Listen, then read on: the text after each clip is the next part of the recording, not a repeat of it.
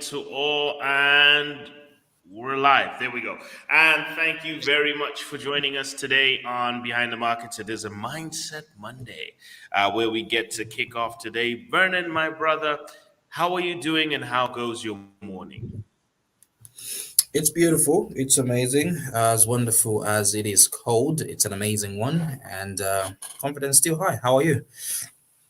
I think there were reads somewhere between. I got two reads. One that said 9 degrees this morning, and one that said 5 degrees. So I was trying to figure out which one is Mhm. correct.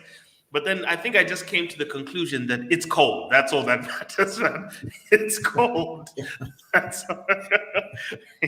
That's All I all. can say is this: on our 100 days of cold showers, this one's was interesting. You know, when the water hits That's you, you just that was a wake up. It was an absolute full blooded wake up. I think every part of my body, my heartbeat was at full steam. This is wonderful. But absolutely. trust me, it's. I think people take it to be worse than it is. I think it's the first 30 seconds. The first 30 Yeah. seconds is really where the battle is. In fact, it's really the first 5 seconds. After that, you're pretty much in full swing. But anyway, thank you very much to everybody. Today's conversation, remember last time, we've been on this topic for the last couple of weeks, Vernon, on Mindset Mondays about discipline.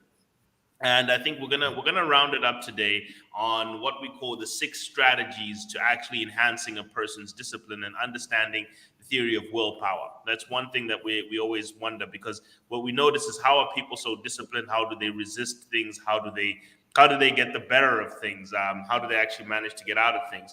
And one of the things, I think, the first thing I think people have to enhance is what we call being mentally strong. But I want to do a quick recap, Vernon, from our last conversations on disciplines, on Mindset Monday. Remember, to everybody, this year we've been going through a book called The Power to Change, a journey that I've been going on myself, things that we find more important. And remember, we said at the beginning of all of this, desire is longing, hoping, and wishing for something. Power is the capacity to execute that something. Okay, so there's a difference between wanting something and having the power to do something. That's the biggest difference. And we spent the first part of this session going through identity, focusing on that a change should be a change of identity, not a change of behavior, because behavior is upstream of identity. In other words, whoever you are is whatever you'll do. That's kind of who you are. So if you work very hard on your identity, on who you are, then you will notice that as a result, you will start to do as those things are. Do as the Romans do. If you become Roman, then it's very easy to do as the Romans do. So it's always to do as you are, and make sure the change comes from as you are. Simultaneously, Vernon, I think we started the conversation also on what is discipline. Defining discipline, just as a recap to people, discipline is knowing what you want now. Sorry, what you want most over what you want now. So we came to the conclusion that if you do not have a vision for where you want your life to go and what you want most, it is very difficult to then fight off the temptations of now. If you don't know where you want to go, it's very difficult to not get dissuaded by what is available to you now. And simultaneously, what we found is that discipline is the catalyst that converts potential to reality and capability to ability. Okay, that is the difference. That if you the act of discipline is what changes you from having potential to being great, or from having capabilities to actually executing your abilities. That's the difference. And that is the power that discipline makes. And then finally, Vernon, one of the biggest, most important things that most people do not get is the pleasure pain trade off. And this is an important thing. One of the reasons we struggle with discipline is because we're always trying to seek immediate pleasure. But what people don't understand is pain is what we resist. Pleasure is what we desire. And pain and pleasure always follow each other, whatever you get up front. So whatever feels good up front will feel bad later. Whatever feels bad up front is likely to feel good later. Surgery is bad up front, but being healed is great later. Eating horribly, Vernon, is great up front, but then getting sick from BP and all this stuff is bad later. We had a conversation even on my page yesterday with a hypertension specialist who was explaining some of these things to us. that Vernon, you're not supposed to even be consuming more than a teaspoon, of salt per day in total. But what he pointed out was 70% of your salt consumption is not even coming from table salt. Okay, it's actually coming from the very things, those shawarmas, those Mhm. pizzas, those crisps, all those things that taste nice and make the day feel nice. My friend, that's where your BP is coming from. So those are the things that we have to remember is that pleasure, if you take pleasure up front, just remember that pain is lurking around the corner. And always remember this, the latter is always greater than the former. So if you got X amount of pleasure up front, you Mhm. will get multiple pain later. If you get Yeah. X amount of pain up front, you will get multiple pleasure later. So that is what we call the pain pleasure trade off, and it teaches us to embrace pain. Embrace pain, not so that you become some sick sadistic person, but embrace pain, Vernon, for the purpose of saying that pleasure is followed by pain and pain is followed by pleasure. So whatever we're desiring to have an outcome of, we must understand that the doorway to that is always a painful one. That is what teaches us discipline. So we're going to be going on to strategies of discipline after this break. It is 60 at 60, Vernon. I will hand it back to you as we get back on the other side.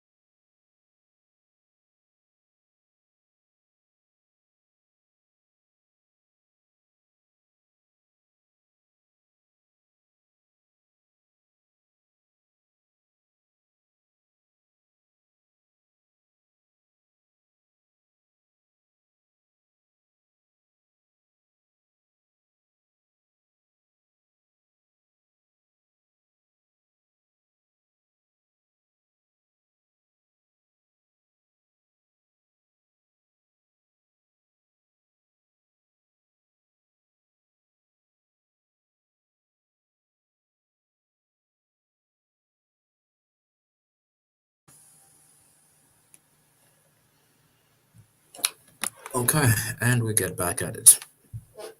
And we're back. Thank you very much to everybody who has joined us as we're still here. And for those of you who have joined us, Vernon, they are the discipline bunch. So I did leave the last session by talking about the pleasure pain trade off, Vernon, and this is why the what we call the soft life approach, or what the youngsters call, not we. I may be a bit too old for that, but what the youngsters call the soft life approach may not be the best thing for them, simply because a lot of people do hope that by doing easy things, by making sure everything is easy. The reason I say this, by the way, Vernon, is because um, I had this conversation in our community recently where I was talking about the things that need to get done. I was talking about switching to.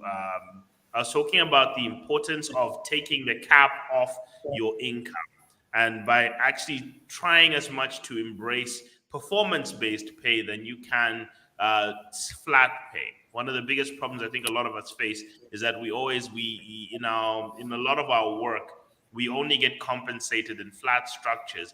But what I found with a lot of people, Vernon, is people will say, no, it's not available. When you ask them what's your preference, most people prefer flat structures. In fact, this is not just a Zambia phenomenon, it's everywhere.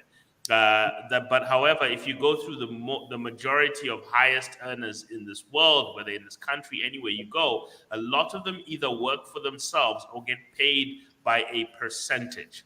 Okay, they get paid in percentage, and the reason is that it's easier to remove the cap off your work with percentage. I remember there was a place I worked for once where they were trying to renegotiate with clients regularly every year for increasing fees, and they found this rather difficult.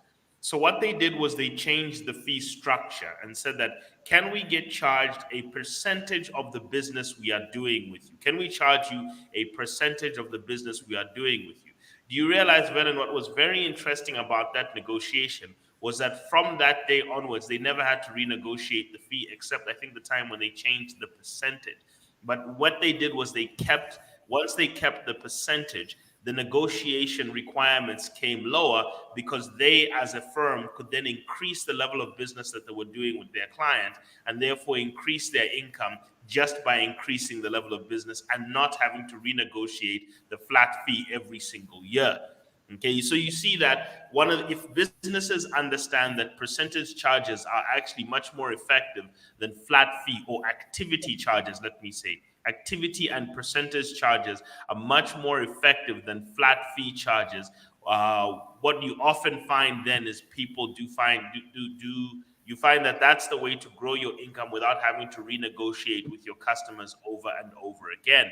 And even so, even in workplaces, if possible, you do find that people who get paid for performance more often than not, Vernon, find themselves being able to increase their income enough to be able to build wealth more successfully and more aggressively than those who get paid a flat structure. One of the biggest problems I kept telling people was that you are operating in a highly inflationary environment. This country has got higher inflation than the developed world. You have to get used to 10% inflation.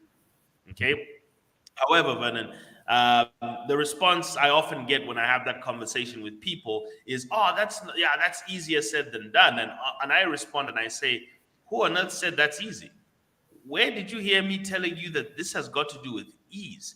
If you do things according to what's easy, you will often find yourself with poor results. You will often find yourself with bad deeds or disappointments. This is where you are always going to find yourself. And I think one of the biggest problems, Vernon, is everyone is looking for the easy way out. This is why I say it again in the morning.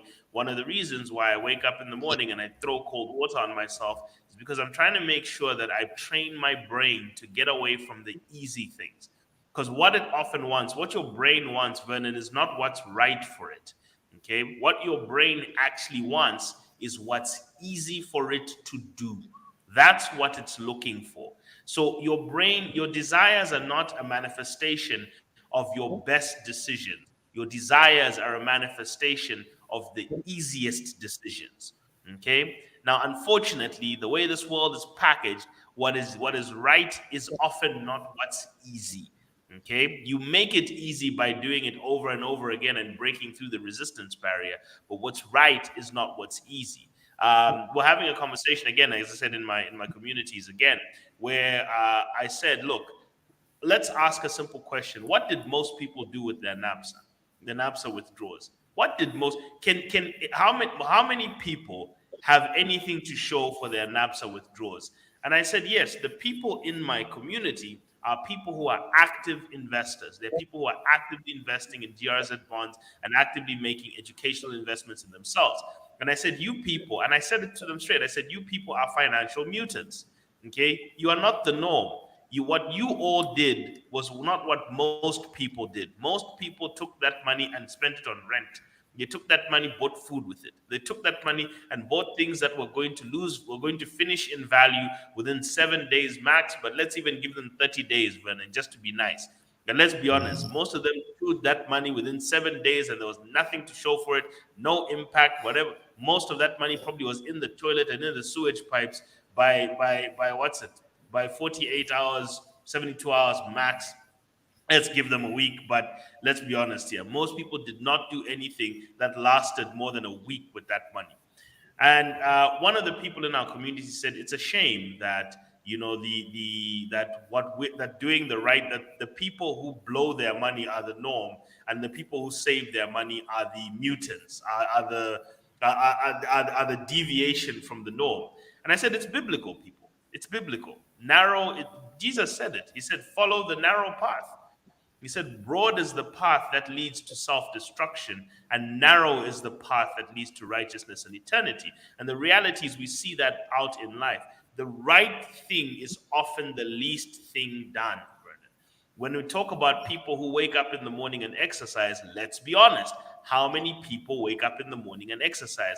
Let's not count just walking to work, people. I'm talking about actual rigorous exercise where your heart is pumping at like 140, 160 beats per minute. Okay?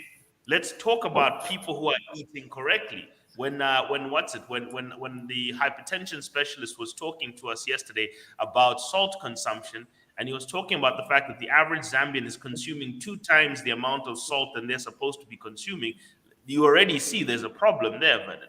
You're supposed to talk about sugar consumption.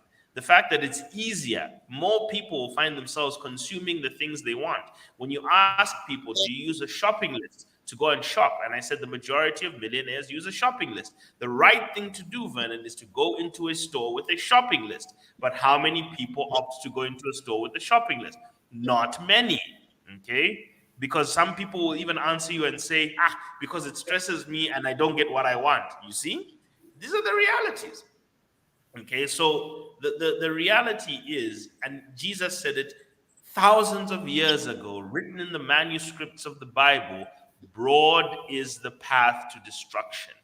Everybody, if you do things because they are easy, you are walking down the path of destruction. And if you do things because they are right, you are going to find hard decisions and hard actions. Before I get into the deep side of the strategies, Vernon, because it's going to be a long and hard one today, what are your thoughts as we've introduced that component of today?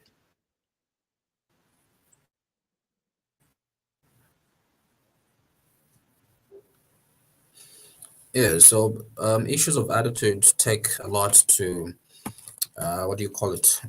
Take a lot of sacrifice, and you don't have to be really into instant gratification. It's nice, really. When you're in, yeah, it's a beautiful thing. So you see, yesterday I was watching a movie called Bloodspot, by Frank Dux Van Damme, and you see, I was just understanding what really was going on, and in the process of course, it revokes some memories. Of course, one of those all-time movies that you used to watch when you were younger. I think I've watched it over 100 times. But you see, something that I really picked up and really that caught my attention in the whole movie was the process of his master at the time teaching him how to endure. During the training, I remember he was being hit with a stick, and he was being taught how to endure pain, throughout the entire process. So trying to tell him that, as you're fighting, your body needs to be very resilient in times where you'll be stretched to the maximum, to heights where you probably never thought, to very, interesting extents. And what you have got to do is remain focused. He was training and trying to meditate while being hit very hard. And he was being told, do not lose your focus. maintain whatever you are doing and ensure that you make it through the end without being distracted by the pain. And I remember at some point he was literally being stretched, tied both hands left and right and his feet both left and right, and he was being stretched, by stretching his paws and whatnot. And at the end of the day, um, something I picked up was just a whole sense of discipline, tuning yourself in a way, accustoming your way in a particular way. I tell people my body shuts down when I tell it, now we're done for the day, we can now rest. If I've got stuff to do, I've got work to do, you still see me rolling back and forth until I have what I've set for the day planned and done for that particular day. Then I will slowly be winding down. Otherwise, you can take me for continuous hours. I think over the weekend will be one of those examples as well. We were working on something even after usual working hours. We had extracurricular activities. We were rolling even for the rest of the night, and we only concluded at 3 a.m. in the morning. That is when I was like, okay, two's down now, we can rest. And earlier on, at about 8 or so, I had another engagement. I had to wake up, and automatically my mind was awake at 6.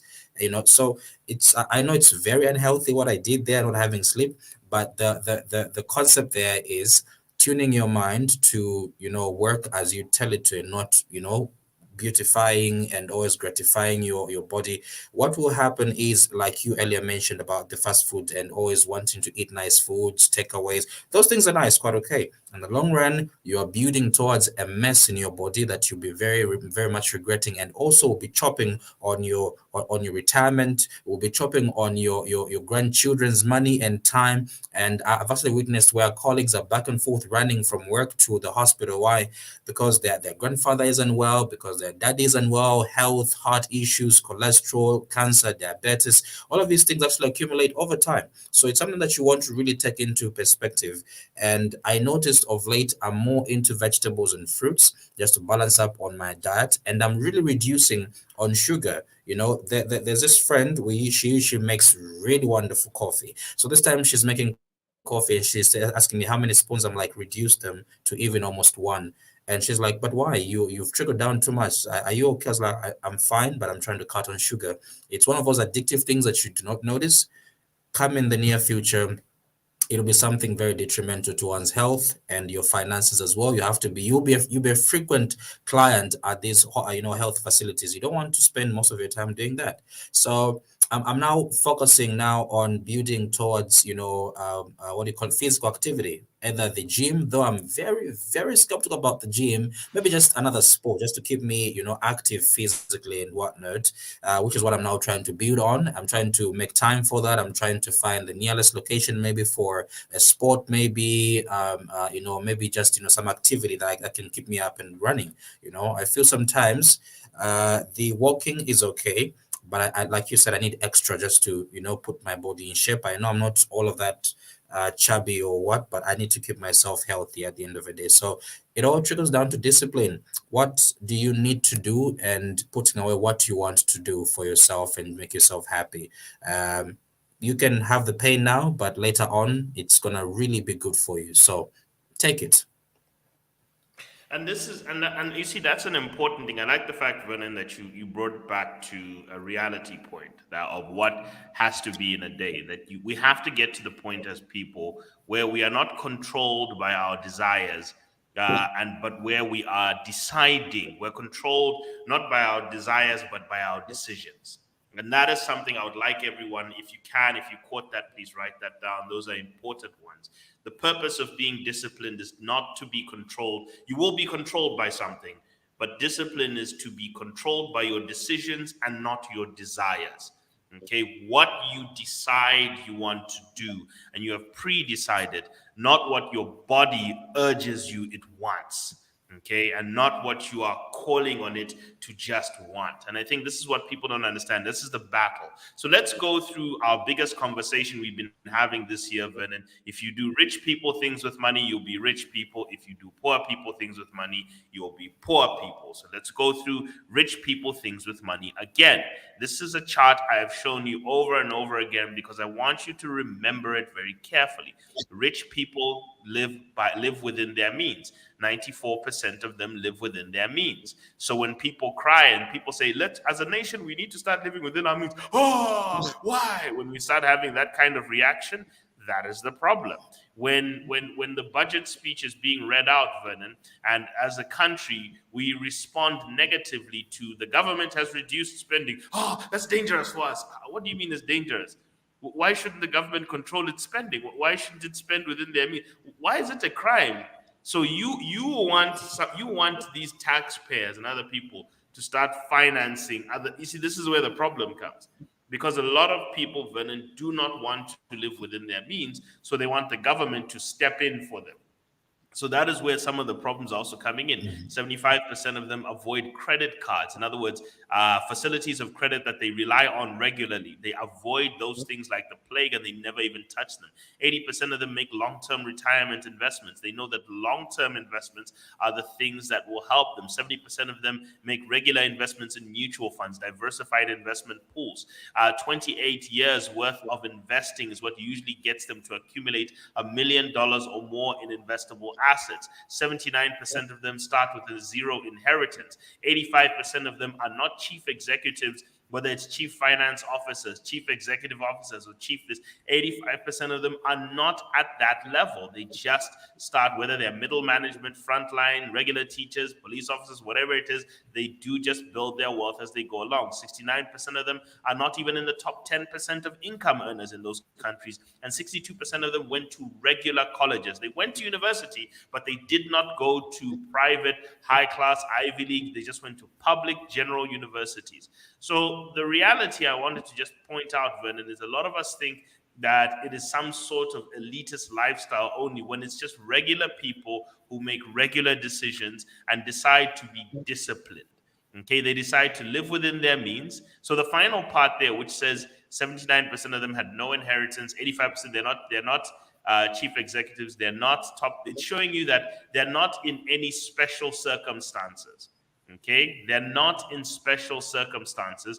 The top part of it, the top four points, Vernon, are telling you that they are disciplined. They wait 28 years worth of investing. They make regular commitments. They have a long-term goal, and they avoid debt. So that tells you. Now, the question, Vernon, is how many people do these things? Is it the majority of people who live within their means? Is it the majority of people who avoid credit? Is it the majority of people who make long-term investments for over 20 years? Is it the majority of people who are consistent with their investing activity for that period of 20 years? Is it the majority of people who can give themselves 28 years to get to their financial goals? Is it, Vernon? Is it the majority or is it the minority? I believe the answer is minority. So already it tells you that it is a narrow path. This is why the millionaire status is very slim. It's not because the system is rigged, like everyone wants to say. It's because people don't want to have to be disciplined to get what they want. That is the reality. People don't want to take into consideration. I've said it before. I mean, we were having a conversation even about incentive structures, and people were saying, and some of the conversation drifted towards, well, we are not adequately incentivized in this country. And I said, there's the number one problem.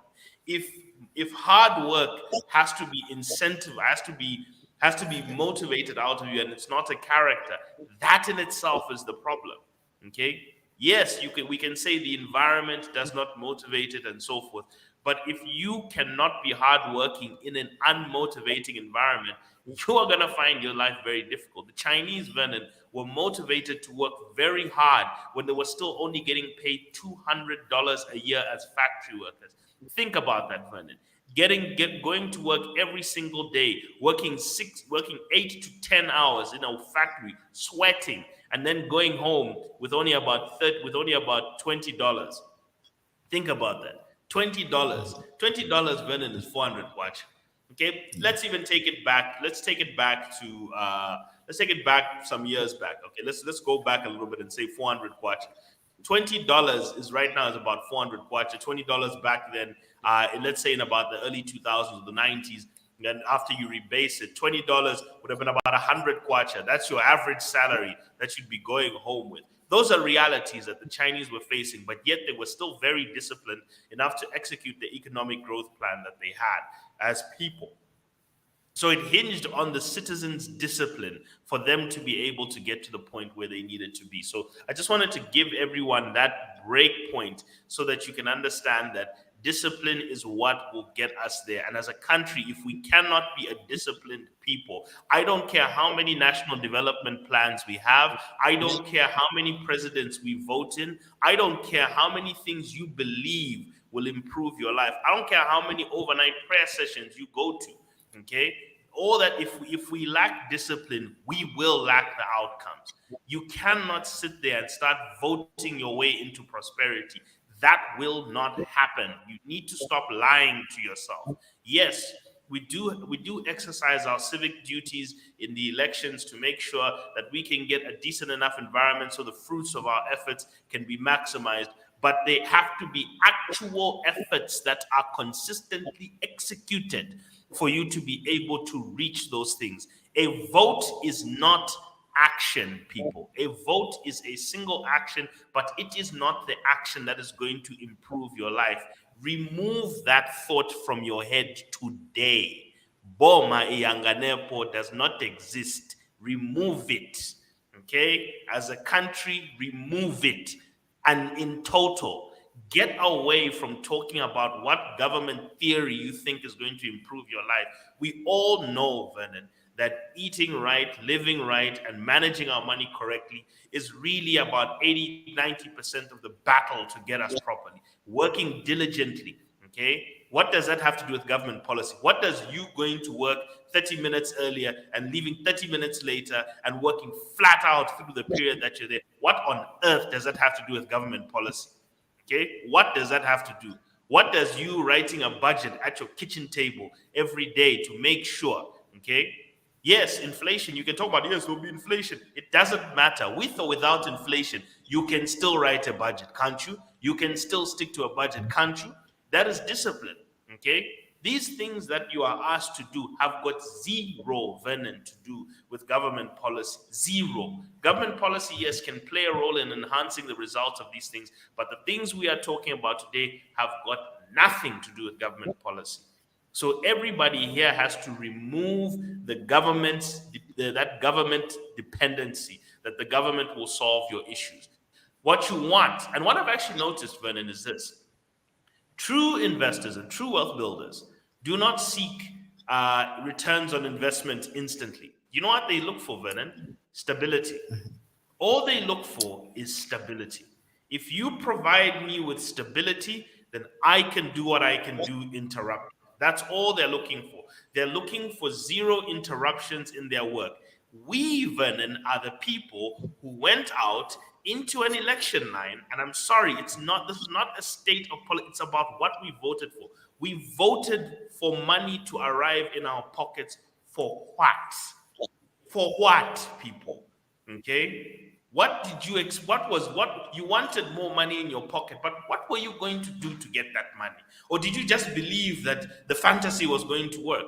As a country, we need to, and I don't even blame the politicians who campaigned on that. They got to the point where that's the message that resonated with the Zambian people. But as a people, can we please look in our souls and ask, why does that message resonate with us? Why are we that lazy that that's the message that wins an election? Why do people have to promise us things? If you sit down, Vernon, with wealthy class and non-wealthy class, here's the difference in what you'll notice about political conversations. The non-wealthy and and I'm talking about upstairs, not even just in terms of that, upstairs, the non-wealthy, the poverty thinkers, all focus on promises. That is the difference. Poverty thinkers think of promises, and while the wealth builders think of policy. And they often look at their actions and what policies they can ride off on with their actions. That's the difference. It's a total different conversation, and not theoretical policy. They're actually looking at what policies are affecting their business, what policy are affecting their personal finances, not what policies they can debate out there and look smart to people. What on earth is actually affecting their kitchen table economics and their business economics? That's what I'm talking about.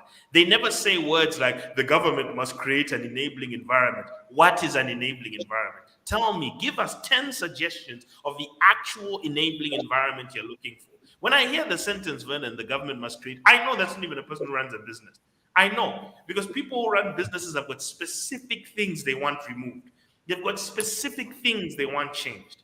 They're very specific because they've been affected by it. People who are thinking about running a business and wishing they could run a business and thinking it would be a nice thing to do will tell you, well, I need an enabling environment to do it. Because they've got no discipline to do it. That's why. They want to say it's the environment that's not enabling. No, they have no discipline to do it. They've got no discipline, they've got no grit, they've got no determination, they are weak. That's the reality. And people say it's harsh language, but it's reality. Regardless of socioeconomic starting point, Vernon, people who build these things, they come from all walks of life. Rich people fail to build businesses. Poor people succeed in building businesses. Poor people fail to build businesses. Rich people succeed. It is not where you start, people. That is the difference. It's the discipline with which you approach it with. That is all that matters.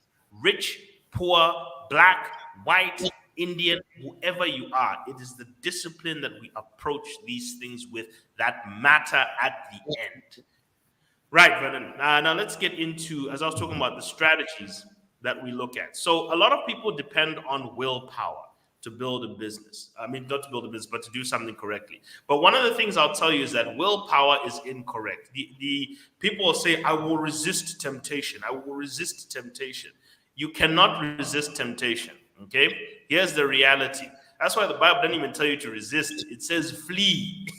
That's why we don't even pray to God saying, give us the power to resist. We say, lead us not into temptation. In other words, Jesus is telling people, you don't even have the power to resist temptation. Just get away from it. Okay, just pray that I guide you away from it. Okay, so that you don't even have to face it.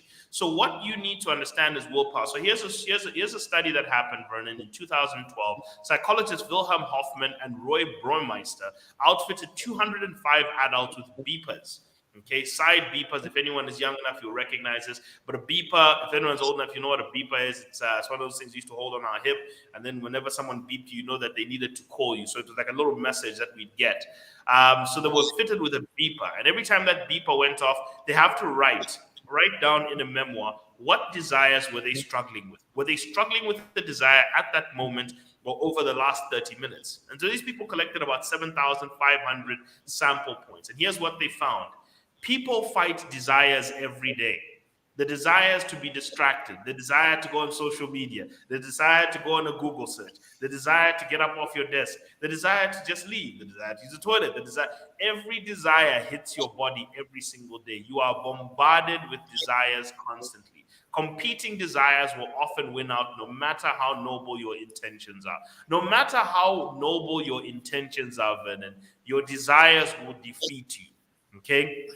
And it's because we believe that our willpower is a limitless manifestation of our character, when truly our willpower is just a muscle. And a muscle, Vernon, if it's stressed too much, eventually weakens and it loses ability. There is a point, Vernon, where you can only do so many bicep curls to where your body says enough. There is a point where you can do only so many push-ups to where your chest says, that's it. That's the last one we can do. So you have to understand that your willpower, your ability to resist doing the wrong thing only can take you so long. So willpower is a finite thing and it depletes every single time it's used, the same way your chest depletes strength every single push-up you do. So distractions and decisions actually drain from your willpower. Okay, so this is from a book called Deep Work by Cal Newport, where he actually talks about how you have to engineer your environment yourself, Vernon, not the government, yourself. You have to engineer your environment in order to ensure that you have to make as few decisions as possible. Limit your decisions, because what is the thing I've discovered more? And if you're watching, write this down. Okay, write this down. Disciplined people follow more and choose less. That is the reality. Disciplined people follow more and they choose less. They don't make choices. They follow things. They follow a principle. They follow a lifestyle. When they're told millionaires do this, they follow it relentlessly. That is what they do. When they're given a plan, they follow it. Okay? The thing about disciplined people is they follow more and they choose less. So if you are trying to make choices every single moment, you are making decisions that are draining your willpower, and eventually you will fall. That is the reality. That is why the prayer is not, Lord, strengthen us to resist temptation. The Lord's prayer is, lead us not into temptation. Don't even give us the situation where we have to even make this choice. Okay? Let's just get away from it altogether. So what we found is that you have to go beyond your good intentions in terms of adding in terms of trying to add routines and everything. And you have to limit the number of decisions that you need to make by eliminating options. So this is counterintuitive to people. Everyone wants more options. Okay, but Vernon, let's ask the question. When you switch on Netflix, what do you spend more time doing? Actually watching stuff, or do you spend more time choosing what to watch? You're pretty much picking what you think will be more entertaining for you at that time. You're making decisions. And what consumes more time? The deciding process or the actual watching? I think it's both, because then you are sometimes undecided. You keep switching from one channel to the other. And then when you find something just in a bit, in about 30 minutes, it's done, and you need to start choosing another thing as well. Exactly. What they found is more people spend time looking, even on YouTube. People spend time. What do you spend time doing on Facebook? You don't even read full posts anymore. People don't even read full posts. They spend more time scrolling, looking for what excites their brain and gives them a dopamine hit than what actually feeds them. So in the long run, Vernon, people who succeed actually remove choice from their life because they understand that every choice is a potential destruction. That's what they understand. Every choice is potential self-destruction. So what they decide to do is they adopt a principle of life, and they decide to do away with choices. Once they've chosen a principle, they go wholehearted into that principle, that character. And this is why we talked about identity-driven change. Once they've assumed an identity, that's it. Nothing else exists. It's almost like a marriage decision. Once you have selected a spouse, that's it. All others you abandon all others. In fact, it's actually what you say when you're making your vows, abandoning all others. Okay, you are not going to now start saying, okay, I'm married, but it's free to mingle. That I'm very single, free to mingle. No, you are not. You are married, you stick to it, and you build on it, and you do everything correct around it. So it's a disciplined approach to make one decision at the beginning and do everything that decision demands consistently. If you're going to be an entrepreneur, what do entrepreneurs do? And you fit that mold correctly. So here are 6 strategies that we're going to point out in terms of how to build your discipline and eliminate your willpower choices. So we call these willpower maximizing strategies that enhance a person's discipline.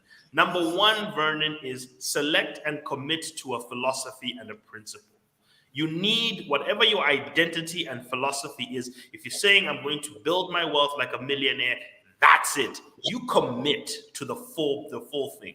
Okay, if you're going to be a husband, that's it. You commit to it. If you're going to be a father, that's it. Not you are a father in the conception stage and then you are a single bachelor when that child is born fleeing from your child. If you're going to be a father, you commit to the full thing. If whatever you want to be, you commit. So commitment to an ideology or a philosophy or a principle is required at first. Without that commitment, all else fails. You must decide that anything that is not in line with this, if I'm going to be a smart money person, anything that goes against monetary principles, I walk away from.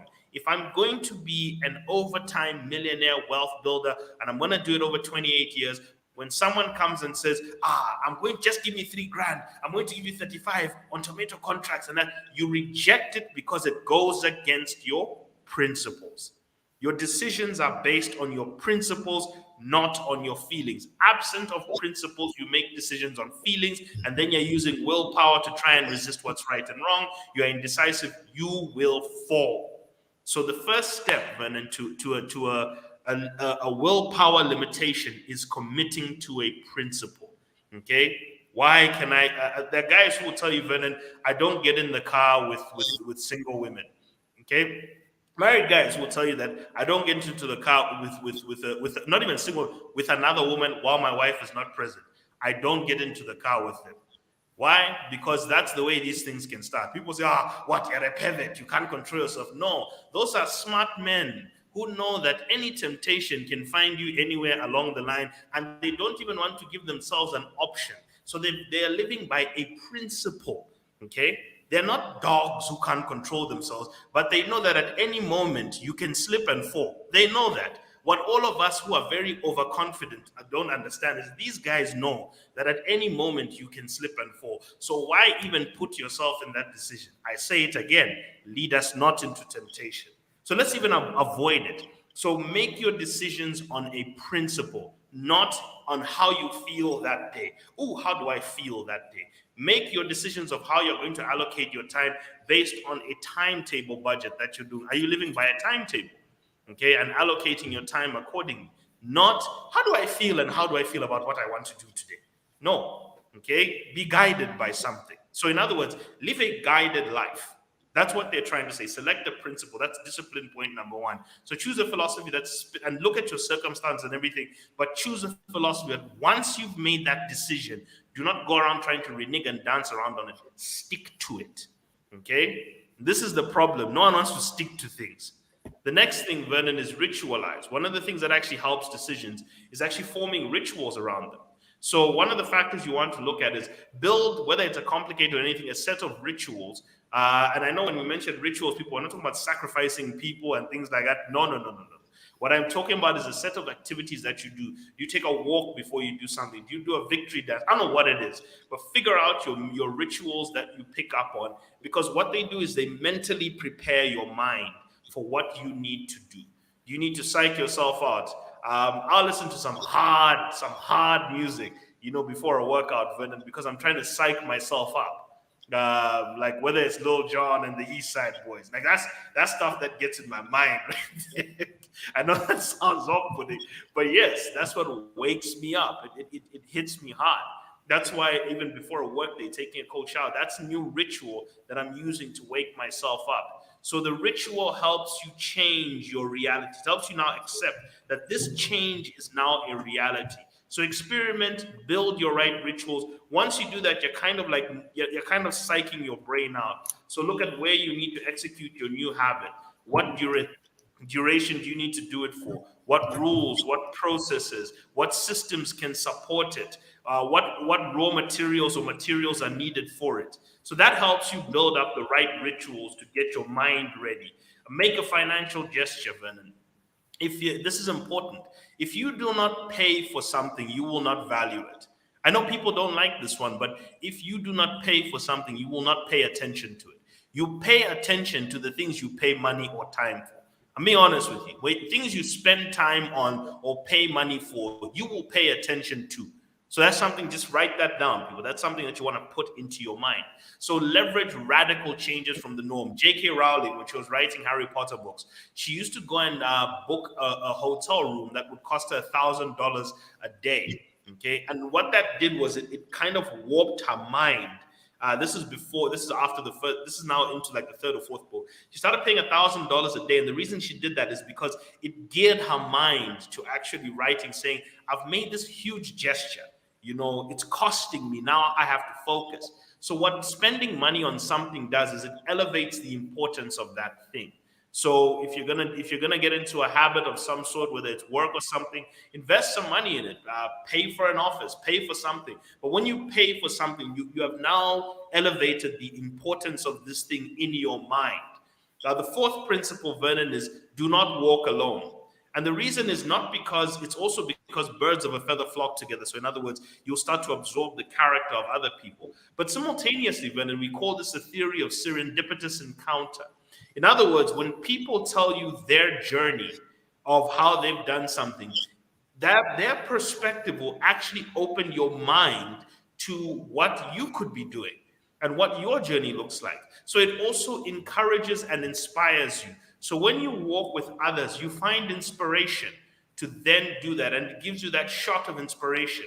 But do not spend your days constantly with others, because your actions are often on your own. So you have to balance, but interacting with others strategically helps you get through this. Now, we talk about also what we call executing like a business, the 4DX execution style. In other words, bring your goals down to simple decisions and simple things. Focus on a few wildly important goals, people. A few, not a lot, a few. Bring it down to what we call essentialism. Greg McCowan's essentialism. It's very important, because if you don't become an essentialist, you will start trying to do everything. And once you start doing everything, you will lack discipline. You'll start trying to make choices again.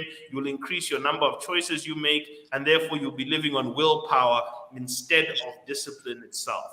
Two, focus on action. Okay? An action is more important than an outcome. Doing something is more important than getting something. That is also the difference between a disciplined person and an undisciplined person. Undisciplined people want stuff, disciplined people do stuff. There's a difference. Okay? So what you do is more important than what you get. And if you focus that way, what do I have to do for that outcome? And you focus everything on what you do. Keep a scoreboard of how often you do what you need to do, and do a weekly check-in with an accountability partner to be able to say, this is how many workouts I've done. This is how many work sessions I've done. This is how many hours we've put in. This is my budget. You've been sitting down. This is why budgets are very good with married couples, because it helps them build accountability to each other. And every week, you got to sit down and do a scoreboard check-in of everything. What's the benefit of this? Executing becomes more difficult, because execution is difficult than strategizing. It's very easy, Vernon, to draw up a plan. It's very difficult to stick to it. That's the difference. It's very easy to draw a plan. It's very difficult to stick to one, okay, and actually do it. So what 4DX does, it helps you improve the regularity of the habit. It keeps you concentrated on the action, and it tends to produce better results. And one of the final things, Vernon, I would like us to also look at in terms of willpower, in terms of discipline habits, is also downtime. And I know this is now the other side of it. Once in a while, people don't live a down, soft life.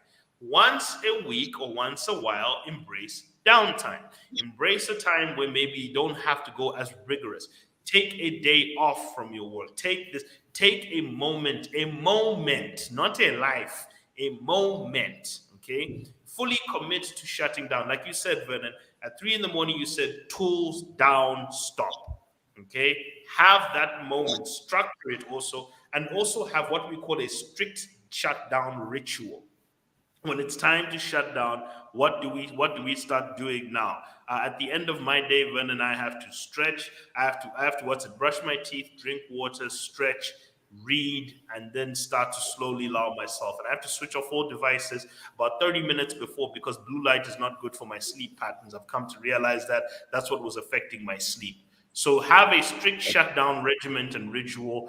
Move, and then if you have unfinished business, write it and move it to another specific point. Don't continue. Okay, and obviously do this regularly as well. The benefits, Vernon, as I said, of a shutdown is that it aids in what's it. If you're doing it for work, it also aids in insight. Like, if you switch your mindset, it also aids in insight, and it also helps you recharge. Okay, so it helps you switch to different parts of whatever mental or physical thing you're doing, and it also helps you recharge for the next week. So do 6 hard periods and then take 1 day off. 6 hard ones, take 1 day off. Or do your work hours and then switch off and sleep properly, so that you can recharge and allow yourself to fit in. Even in the workout schedule, our trainer is telling us that, look, guys, your day off is when your time off is also when your body starts to heal, it starts to recharge, and all your actual gains start to set in properly. So that's part of what we were talking about today, and I think we're just going to leave it there. We have one comment, which I just want to quickly address. This is Somopiri, who has said, this is a very important note. We need to be disciplined and put more effort and invest more. My goal this year is to clear my debt, adjust my budget, and invest as much as I can. Congratulations, Somo.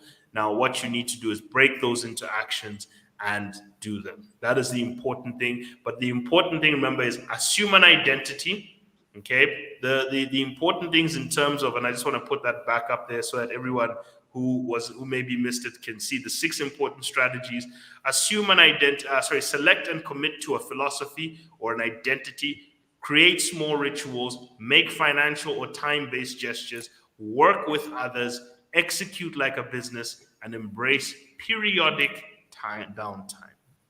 Brendan, I'll leave that back to us to now say, let us be a disciplined nation, not who are just looking for things to arrive in our pockets for nothing. People. Let's be a disciplined people. Absolutely. Thank you so much, Mtole. We will reset and congregate again tomorrow, same time. Thank you so much. Cheers, everybody.